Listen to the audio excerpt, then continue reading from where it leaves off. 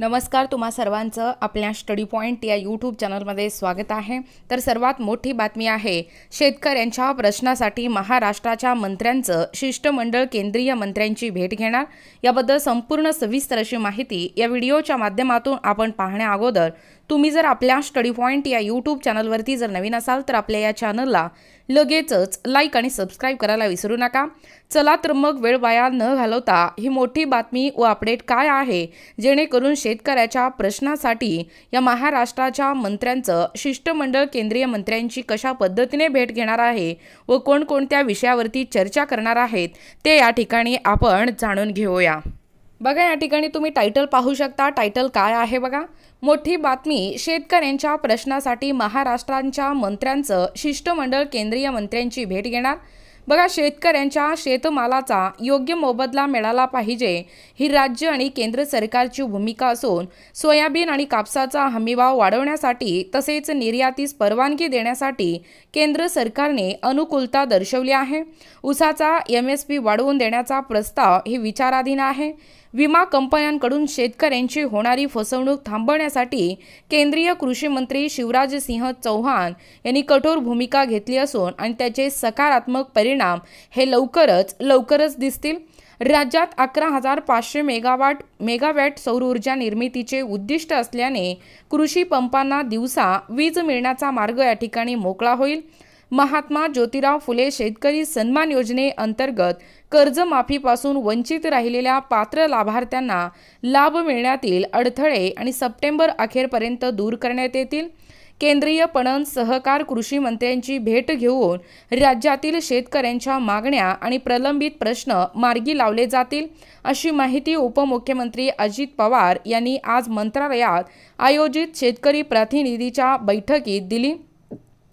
बघा, राज्यातील शेतकरी शेतमजुरांच्या प्रश्नांसंदर्भात उपमुख्यमंत्री अजित पवार यांच्या अध्यक्षतेखाली आज मंत्रालयात एका बैठकीचे आयोजन करण्यात आले होते। बैठकीला राज्याचे सहकार मंत्री दिलीप वळसे पाटील, पणन मंत्री अब्दुल सत्तार, मदत व पुनर्वसन मंत्री अनिल पाटील, नियोजन विभागाचे अप्पर मुख्य सचिव डॉक्टर राजगोपाल देवरा, वित्त विभागाचे अप्पर मुख्य सचिव OP गुप्ता, ऊर्जा विभागाच्या अप्पर मुख्य सचिव आभा शुक्ला, वित्त विभागाचे प्रधान सचिव सौरभ विजय, मदत व पुनर्वसन विभागाच्या प्रधान सचिव सोनिया सेठी, प्रधान सचिव रणजित सिंह देओल, कृषी विभागाच्या सचिव जयश्री भोज आदी वरिष्ठ अधिकाऱ्यांसह शेतकरी नेते रविकांत तुपकर आणि शेतकरी संघटनांचे प्रतिनिधी उपस्थित होते।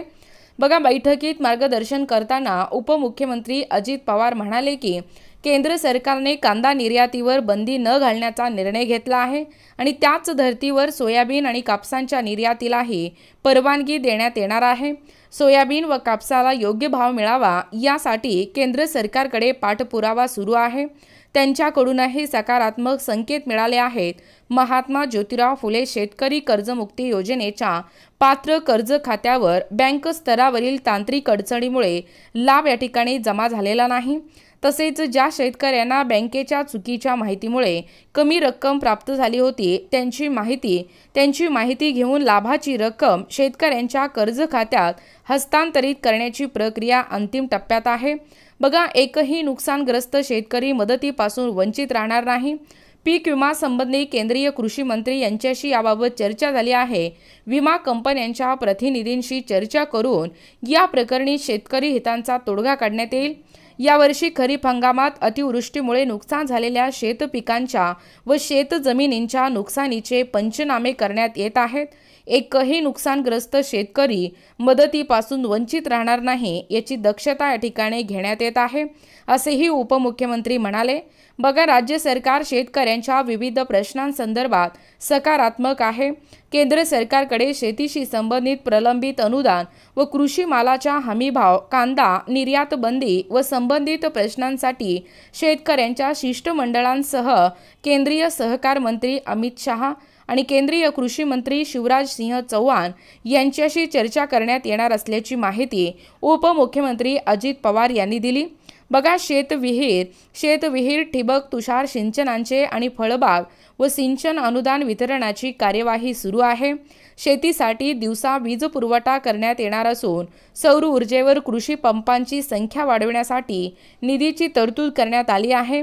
महाडीबीटी अंतर्गत कृषी अवजारांचे अनुदान वितरित करण्यासाठी निधींची तरतूद या ठिकाणी केली आहे. बघा, अशी माहिती उपमुख्यमंत्री अजित पवार यांनी बैठकीत दिली.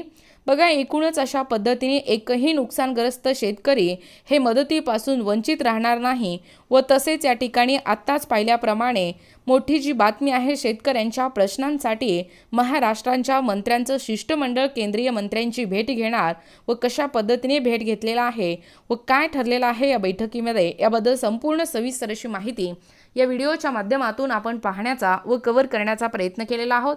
अशाच प्रकारचे नवनवीन अपडेट पाहिजे असतील किंवा तुम्ही जर कोणत्याही स्पर्धा परीक्षेची तयारी करीत असाल किंवा तुम्हाला जर आमच्या अध्यापनाचे व्हिडिओ आवडत असतील किंवा तुम्ही जर आपल्या स्टडी पॉईंट या यूट्यूब चॅनलवरती जर नवीन असाल तर आपल्या या चॅनलला लगेचच लाईक आणि सबस्क्राईब करायला विसरू नका. भेटूया अशाच पुढच्या नवीन व्हिडिओमध्ये. तोपर्यंत धन्यवाद.